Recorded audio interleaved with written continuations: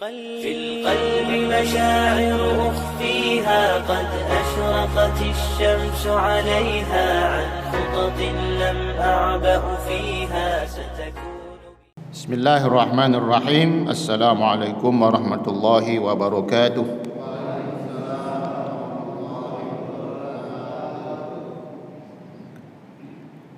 Ini jamaahnya sebelah sana doang. Sebelah sini enggak ada nih. Alhamdulillah, wassalatu wassalamu ala rasulillah wa ala alihi wa sahbihi wa mawalah. Nahmaduhu wa nasta'inuhu wa nastaghfiruh wa natubu ilayh wa na'udzu billahi min shururi anfusina wa sayyiati a'malina. Man yahdihillahu fala mudilla lahu wa man yudlil fala hadiya lahu wa man yudlil falan tajida lahu waliyyan murshida. وَمَا يُضْلِلْ فَأُولَئِكَ هُمُ الْخَاسِرُونَ.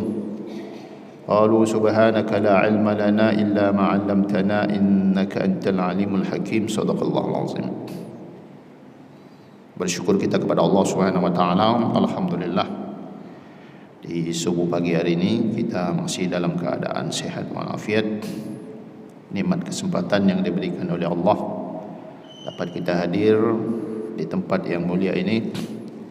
Mudah-mudahan kita dimuliakan oleh Allah Subhanahu wa taala. Amal ibadah kita diterima oleh Allah Subhanahu wa taala.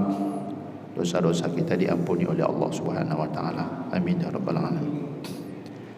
Bersalawat kita kepada Rasulullah sallallahu alaihi wasallam. Allahumma shalli ala sayyidina Muhammad wa ala ali sayyidina Muhammad. Bersalam kita kepadanya. Assalamualaikum ya Rasulullah. Mudah-mudahan kita yang senantiasa bersalawat dan bersalam kepadanya mendapatkan syafaatnya dengan izin Allah Subhanahu wa taala. Yaqulu subhanahu wa ta'ala fil Qur'anil azim. A'udzu billahi minasy syaithanir rajim. Bismillahirrahmanirrahim. Wasari'u ila maghfiratin min rabbikum wa jannatin 'arduha as-samawati wal ardu 'iddat lil muttaqin. الذين ينفقون في السراء والضراء والكاظمين الغيظ والعافين عن الناس والله يحب المحسنين. صدق الله العظيم.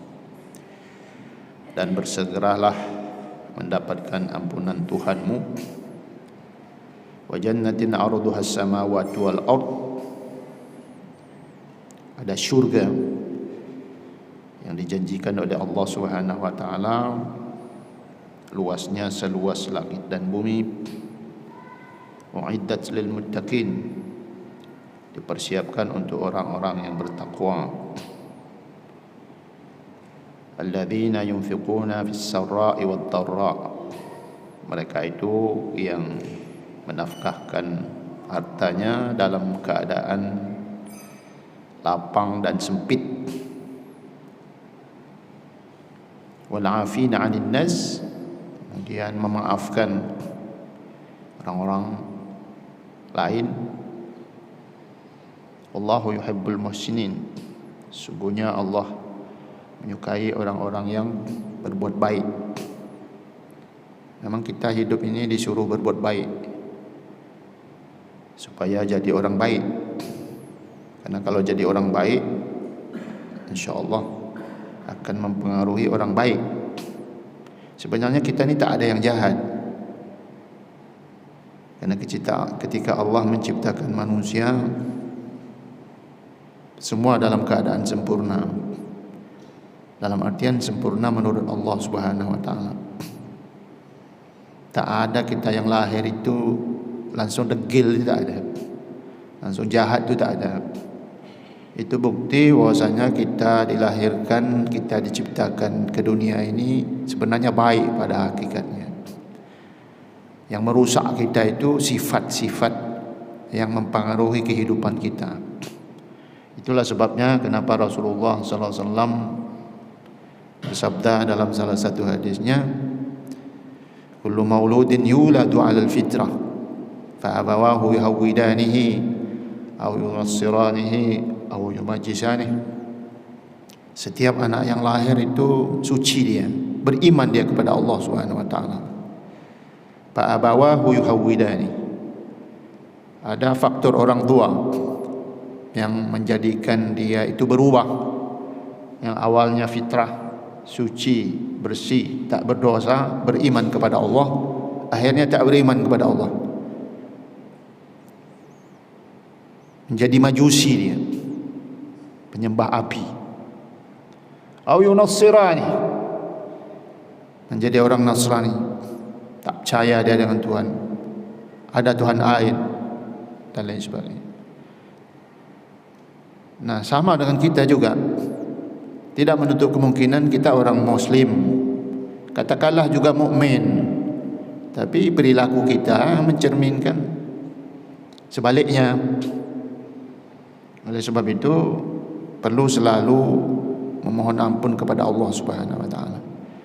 Istaghfiru rabbakum innahu kana ghaffara. Minta ampunlah kepada Tuhanmu, pasti Dia mengampuni. Kita minta ampun ini malas-malas kadang, makanya tak diampuni oleh Allah. Minta ampun itu mesti serius, butuh keikhlasan dan kesabaran. Makanya ibadah itu perlu diperbaiki dia. Tidak hanya sekedar melepas dan menggugurkan dosa saja. Kita perlu mendapatkan redha Allah. Jadi ibadah amal soleh ini kan untuk mendapatkan redha Allah sebenarnya. Maka Allah suruh kita masuk golongan orang-orang yang baik. Siapa mereka orang-orang baik? Orang baik itu orang yang tahu kewajibannya kepada Allah. Diperintahkan kepada Allah, diperintahkan sesuatu, dia tak menunggu, dia cepat. Itulah kenapa selalu kita diingatkan ittaqillaha haitsuma kunt, bertakwalah dimanapun kita berada.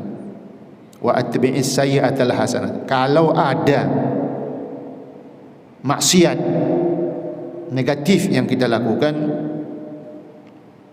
cepat lakukan perbuatan yang baik. Atbi'is sayyi'atal hasanah, cepat tutupi yang jelek itu dengan yang baik. Itulah yang disebut dengan istighfar. Maka orang yang biasa dengan istighfar, ketika dia tersandung saja, dia akan mengucapkan astaghfirullah. Kenapa? Karena terbiasa. Maka membiasakan diri ini perlu, terutama solat. Apalagi solatnya di awal waktu, perlu istiqomah kita di situ. Kenapa? Karena itu ibadah terbaik yang disebutkan oleh Rasulullah ketika seorang sahabat bertanya kepadanya. Ibadah yang terbaik itu dan yang dicintai oleh Allah itu seperti apa ya Rasulullah? Rasulullah menjawab singkat saja, as-salatu ala waqtiha, salat di awal waktu. Karena memang salat awal waktu itu salat yang paling disukai oleh Allah Subhanahu wa taala. Orang yang solat di awal waktu, orang yang mengamalkan ibadah di awal waktunya, ridwan Allah, dapat ridha Allah Subhanahu wa taala. Nah, insya-Allah kita yang ridha Allah dapat. Nah, tapi jangan yang terlambat. Yang terlambat tak dapat. Awal ridwan Allah, akhir afwa Allah, ampunan Allah ya. Maka orang-orang yang ibadah terlambat tu, dia tak dapat ridwan Allah. Dapatnya dapat ampunan Allah aja. Kenapa? Terlambat, lalai dan lain sebagainya. Nah, kenapa Allah kasih akal? Allah kasih akal itu sebagai fungsi untuk mengatur. Aturlah. Contoh, kalau kita punya rencana, saya pagi ini pengen, pagi esok lah katakan, ketika dia malam berucap dia dengan keluarganya, besok kita solat di Masjid Sukajadi lah ya, subuh. Padahal orangnya tinggal di Nirwana Resident, mau solat subuh di Sukajadi. Itu berangkatnya dari rumah jam berapa? Hah? Jam 4 Oh, mantap tuh jam 4. Kalau dia berangkat jam 4 lewat 15 gimana? Masih bisa. Kalau dia berangkat jam 4.30, itu berit-berit namanya kan. Nah, bagaimana kalau dia tinggal di komplek Nirwana Residen tapi solatnya di Ikhlas? Kalau dia datang jam 4 gimana? Bagus sekali. Kalau dia datang jam 4.30, itu apa namanya tu? Nah, jadi kita harus mengukur supaya tidak terlambat. Ada estimasinya itu. Kata orang Melayu agak-agak. Agak-agak. Berapa nyampe nya? Jangan dah komat baru datang. Itu yang disebut terlambat. Kenapa orang terlambat? Rezekinya akan lambat juga. Jadi kalau dia cepat. Karena yang digunakan bahasa wasari'. Cepat. Cepat itu bukan berarti terburu-buru, apalagi lari dah. Sesuai dengan ukurannya dia. Makanya kalau kita berangkat kerja, masuk kantor itu jam 8, pinjernya jam 8, dia tak bisa berangkat dari rumah jam 8. Karena nanti pinjernya jam berapa jadinya tu? Kan pinjer tu kan ini apa, ngecek jam kita masuk kan? Ada catatannya jam berapa dia mencet jempolnya tu. Kalau dia masuk kantor jam 8, mestinya berangkat jam 7.30. Kalau kerjanya di Nagoya, kalau kerjanya di Kabel sana, jam berapa dia berangkat? Jadi kalau dia terlambat, 3 kali terlambat dia tak masuk kantor, kena apa namanya tak? Sama dengan Allah pun sama. Cuman Allah ini Maha Rahman, Maha Rahim. Ya, terlambatlah sikit tak apa-apa, yang penting masih bisa lakukan. Coba. Itu masih ada dispensasi. Masih ada dispensasi dari Allah. Tapi Allah mau yang lebih, yang spesial. Makanya orang-orang spesial tu ya tak banyak dia. 1-2 saja. Tak banyak. Nah, dialah yang akan dapat duluan, dialah yang akan dapat banyak. Kenapa? Ya, dia ambil dia duluan. Memang betul kita semua hidup ini sudah dijamin rezekinya oleh Allah. Betul. Dari mulai kita umur 120 hari dalam rahim ibu kita itu sudah dicatat oleh Allah. Kamu pulan, rezeki kamu sekian sampai mati. Itu tak bakalan tertukar, tak bakalan nambah, tak bakalan berkurang dia. Itu pasti. Jadi ada cara menambah. Nah, inilah yang harus dikejar ini, yang nambah ini. Syarat untuk nambah itu gampang. Allah ingatkan dalam Al-Quran surah Ibrahim ayat 9. Wa izta'adzana rabbukum la in syakartum la azidannakum wa la in kafartum inna azabi lasyadid. Ini sikit aja. Untuk supaya dapat tambahan, bersyukur dengan yang diberi Allah itu. Yang tadi yang tak bisa berkurang, tak bisa bertambah. Syukuri aja. Dikasih umur, alhamdulillah, sampai pagi ini masih hidup. Ya, salah satunya solat subuh. Jangan ketinggalan solat subuh. Satu caranya, syukur. Dikasih kesehatan, alhamdulillah. Jangan malas-malas. Dia masih muda, harus gesit dia. Jangan memble, lotoy, loyo. Aisyah. Sama A sama si B, A sama si Z itu sama. Kemampuannya sama. Tapi beda memanfaatkan kemampuan. Siapa yang cukup lebih memanfaatkan kemampuannya, pasti dapat banyak dia. Siapa yang memanfaatkan kemampuannya sesuai dengan semangatnya, niatnya, pasti dapat lebih. Beda yang hanya nyantai dapatnya santai juga memang. Segitu-gitu aja. Kenapa? Yang pasti tadi itu.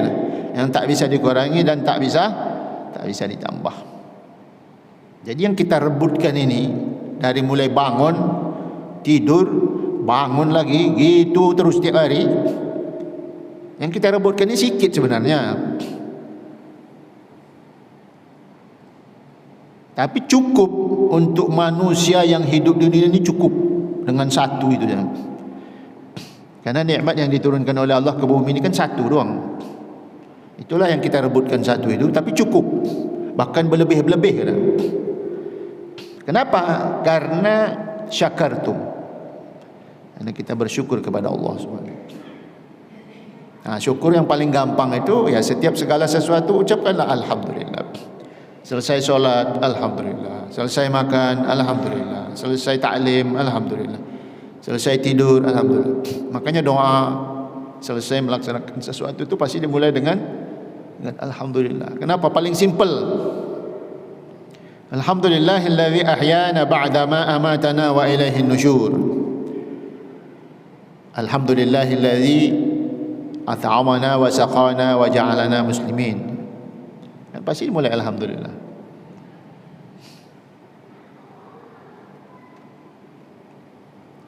Melatih untuk membiasakan diri. Khamsun man kunna fihi sa'ida fid dunya wal akhirah. Jadi ada 5 hal apabila ini dimiliki oleh seseorang, maka dia akan bahagia di dunia maupun di akhirat.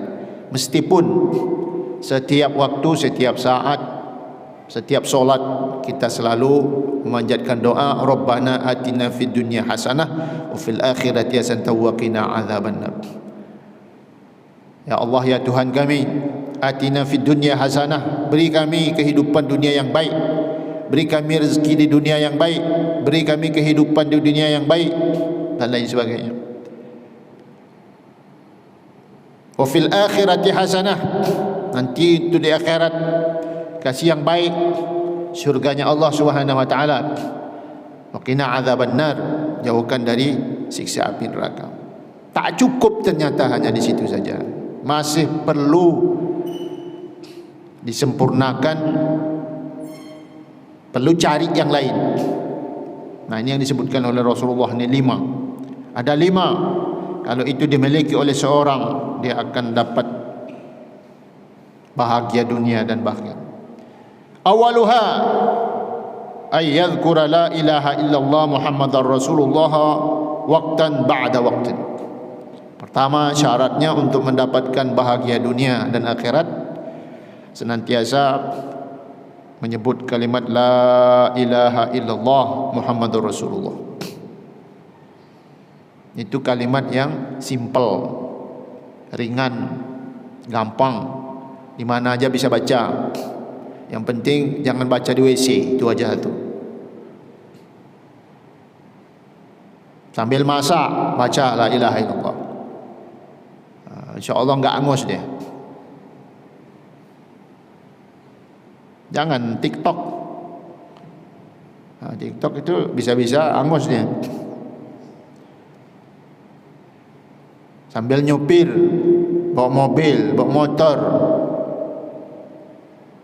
baca la ilaha illallah, la ilaha illallah Muhammadar Rasulullah, la ilaha illallah. Enak. Makanya sekali-sekali itu kita disuruh tahlil. Ibadah tahlil itu ibadah baik. Ulama-ulama kita dulu tak cukup bagi mereka itu 100 kali itu tak cukup. Mereka ribuan kali, puluhan kali. Makanya mereka jadi orang hebat dia. Karena percaya dia. Kita 23 aja protes sudah. 23 udah protes. Mereka puluhan ribu, 10 ribu, 20 ribu, 50 ribu, 100 ribu. Bahkan dibikin acaranya duduk bersama. Itu aja bacanya, la ilaha illallah. Lama bacanya. Kita lama tapi lama-lama tidur.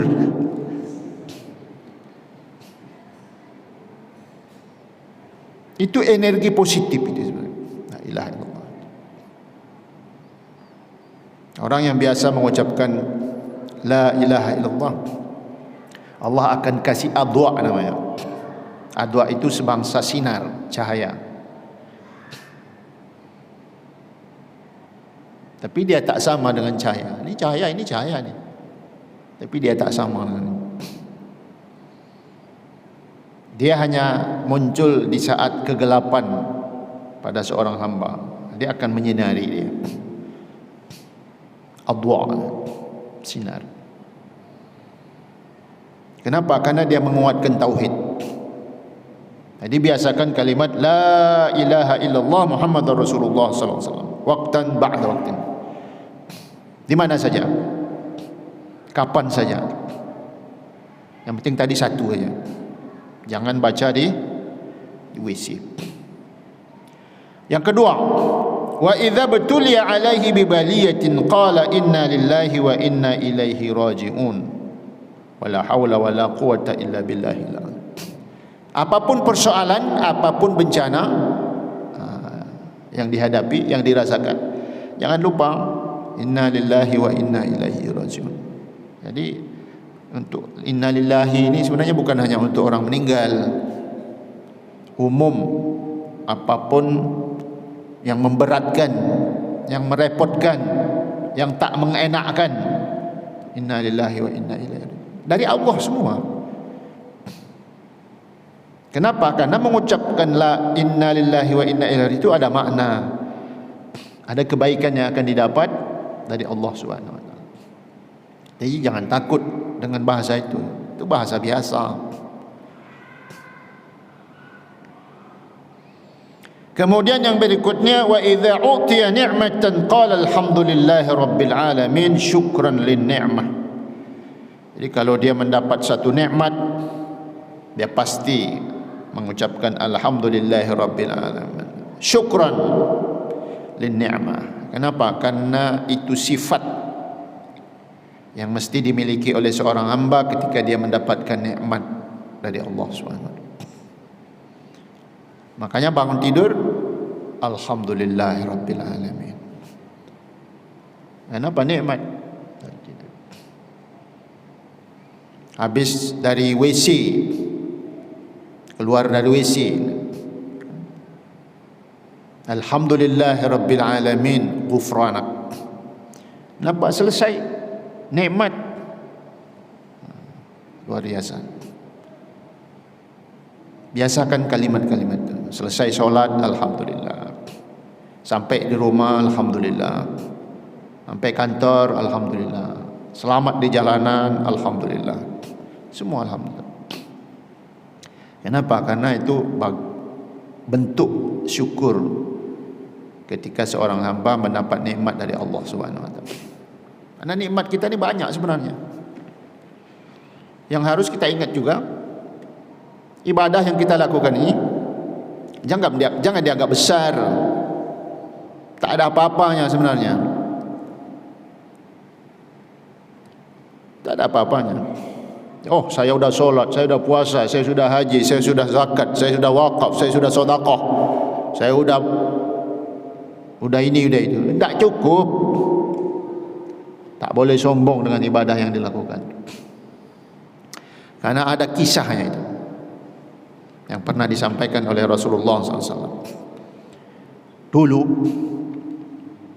ada seorang hamba yang ibadahnya itu kalau boleh disebut ahli ibadah lah dia. Kenapa? Karena dia lebih banyak ibadahnya daripada yang lainnya. Itu 500 tahun beribadah. Berarti kalau dia beribadah 500 tahun, berapa umurnya dah? Hah? 500 tahun. Beribadahnya saja 500 tahun. Berarti umurnya sekitar 600-an lah Kita ini kalau umurnya 60 tahun, kira-kira ibadah kita berapa tahun? Ada 20-30 tahun? Ada aja lah, bilang dulu. Itu pun nak mikir lama juga. Udah 30 tahun, 40 tahun. Mana banyak 40 sama 500? Pasti banyak 500. Ketika di hadapan Allah, apa kata Allah? Wahai fulan, masuklah engkau ke syurga dengan rahmatku. Tak mau dia. Ibadahnya 500 tahun. Ya Allah, masukkan saya ke dalam syurga karena ibadah saya.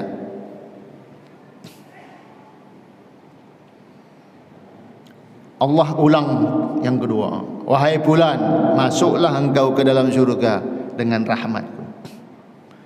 Dia mohon sama juga. Ya Allah, masukkan saya ke dalam syurga karena ibadah saya. 500 tahun beribadah ya Allah.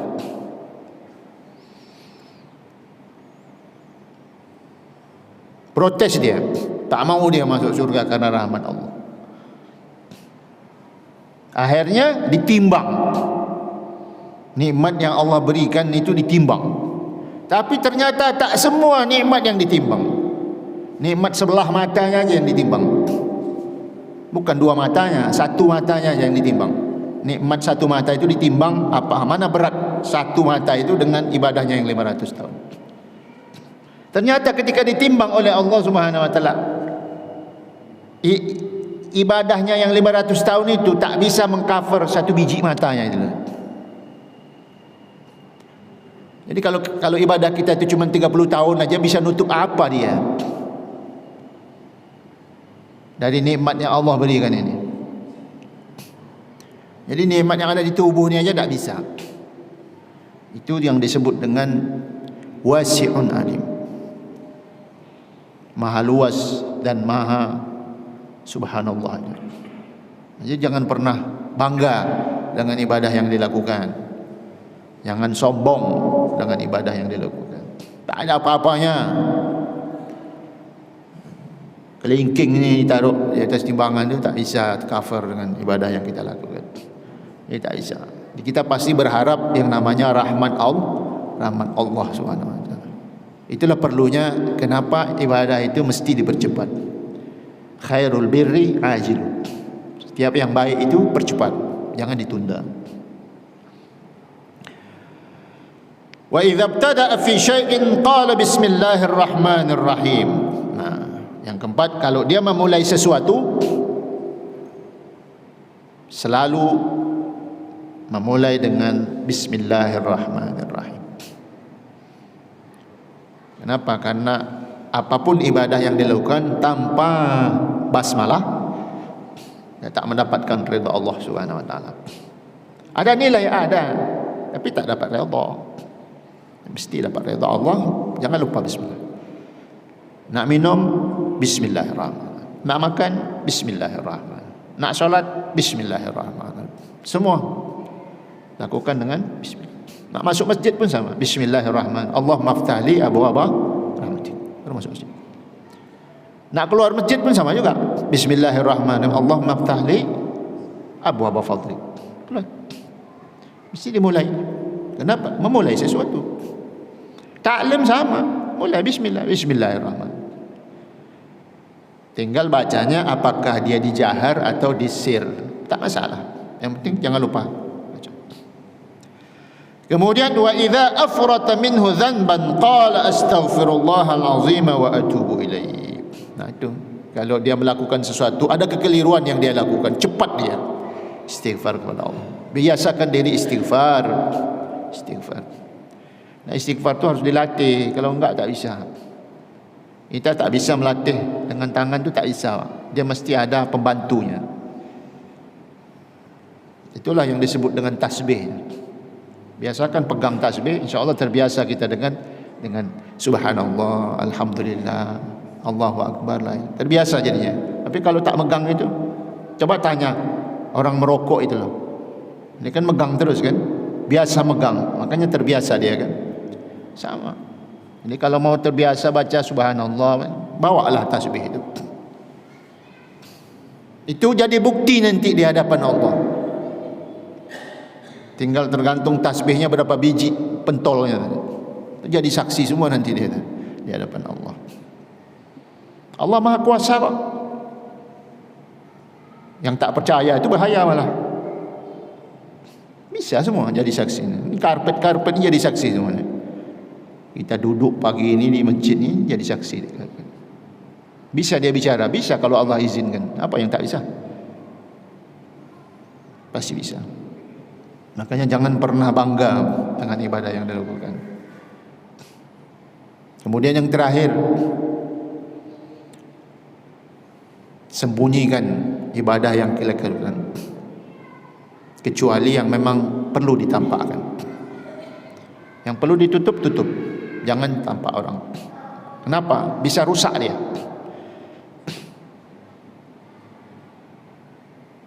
Lain halnya dengan solat fardu. Karena solat fardu itu memang harus nampak dia. Tak bisa tak nampak. Tapi ada yang lain yang bagus dia tak nampak, bahkan bisa jadi lebih baik dia tak nampak daripada nampak. Salah satunya adalah sedekah. Sedekah tu jangan nampak, apalagi dengar orang. Entung kata dia. Orang fikir ni 500, 1000 atau 50 paling kecil 50 kan? Jangan nampak, jangan kedengaran. Kecuali yang memang harus nampak. Jangan dibalik. Oh, kalau gitu aku solat biar tak nampaknya lah. Solat fardu tak pernah datang ke masjid. Tak bisa. Kenapa? Berjamaah lebih baik. Beda dengan yang sunnah. Sunnah harus seperti itu. Itu ya pesan-pesannya buat kita. Ibadah jangan terlambat. Yang kedua, jangan anggap besar ibadah yang kita lakukan. Yang ketiga, jangan nampak, tutup dia serapat-rapatnya. Cukup kita dengan Allah Subhanahu wa taala. Kalaupun ternampak oleh orang, itu bukan bagian dari kita. Biarlah. Yang penting jangan ditampakkan. Rusak dia nanti kalau dia ditampakkan. Biarlah itu menjadi catatan kita di hadapan Allah Subhanahu wa taala. Menjadi bekal kita untuk selalu menjadi baik dan baik. Karena kalau kita masih merasa kurang, pasti ada usaha untuk nambah. Kalau kita merasa masih kecil, pasti kita akan berusaha membesarkannya. Tapi kalau sudah besar, tak mau kecil. Biasanya begitu kan? Makanya harus merasa kurang di hadapan Allah Subhanahu wa taala. Baik, saya kira cukup, tak usah banyak-banyak. Sikit sajalah. Ini aja udah banyak betul ni. Okay, sebelum kita tutup, ada yang mau tanya? Alhamdulillah tak ada yang nanya. Oh, masih ada. Silakan. Waalaikumsalam warahmatullahi wabarakatuh.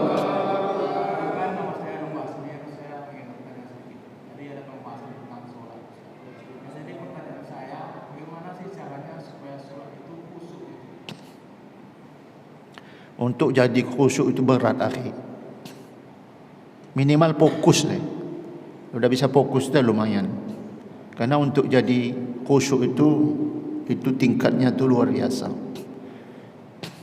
Belum model kayak kita ni belum bisa khusyuk kita. Ya, fokus saja dululah. Karena dia ada level-levelnya itu kan. Fokus saja dululah. Nah, untuk ikhlas tu masya-Allah, akhi, khusyuk tu aduh. Banyak ininya, apa sih namanya tu? Penunjangnya itu banyak dia. Banyak dia. Kita fokus saja dululah. Bisa fokus itu dah luar biasa. Bisa solat, bisa istiqomah di awal waktu aja itu dah luar biasa. Antum bisa datang jam 4 subuh itu luar biasa.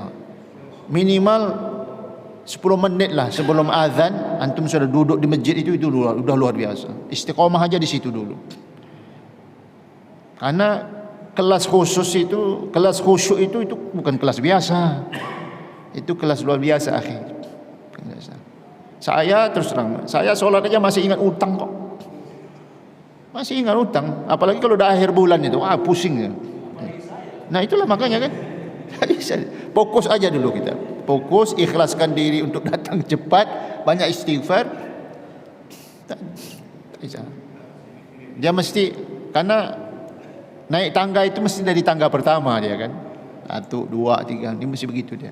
Pelan, insya Allah nanti nyampe dia dengan sendirinya. Jadi jangan langsung ke sana, payah memang tak bisa aja. Wallahu a'lam. Okey, ada lagi yang lain? Saya kira itu aja ya, kita melatih diri aja dulu, fokus membiasakan diri datang ke masjid cepat, awal waktu ibadahnya, ya kurangi komunikasi yang tidak baik, ya hutang kalau bisa nggak usah punya, nah, kalau terpaksa sih nggak apa-apa, karena itu pengaruh dia pasti tak bisa nggak, apalagi dia kalau udah akhir bulan mau jatuh tempo itu, wah itu pusing luar biasa. Baik, saya kira itu buat kita semua. Silakan berkreasi sendiri dengan ibadah. Yang penting tidak keluar dari jalur yang diatur oleh Allah Subhanahu Wa Taala. Terakhir, hati-hati dengan makanan, karena itu juga bagian dari yang susah untuk mendapatkan solat khusyuk. Mudah-mudahan barokah dari Allah mempermudah kita mendapatkan kekhusyuan, istiqamah dalam ibadah kita kepada Allah Subhanahu wa taala. Subhanakallahumma bihamdika asyhadu an la ilaha illa anta astaghfiruka wa atubu ilaik. Billahi taufiq wal hidayah. Wassalamu alaikum warahmatullahi wabarakatuh. في القلب مشاعر أخفيها قد أشرقت الشمس عليها عن خطط لم أعبأ فيها ستكون